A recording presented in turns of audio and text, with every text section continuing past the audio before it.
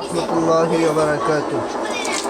সম্মানিত ভাই ও বন্ধুগণ, আজকে জিংলাতলী দারুল ফালাহ ইসলামিয়া মাদ্রাসার সকল ছাত্র এবং অত্র মহল্লার সকল রোজাদার এবং ছোট ছোট বাচ্চাদের এবং মাদ্রাসার সকল ছাত্রদের ইফতারের দায়িত্ব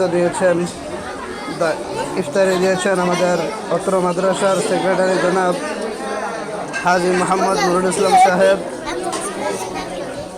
আল্লাহ তাআলা যেন ওনার মনের সকল নেক মাকাসদ পূরণ করে দেন এবং অত্র এলাকাবাসী যারা প্রবাসের মধ্যে রয়েছেন,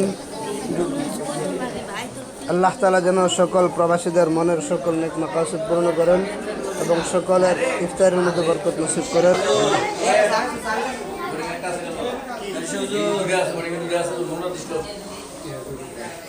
এটা জন লাগবে আমার তো টাকা কাজ করে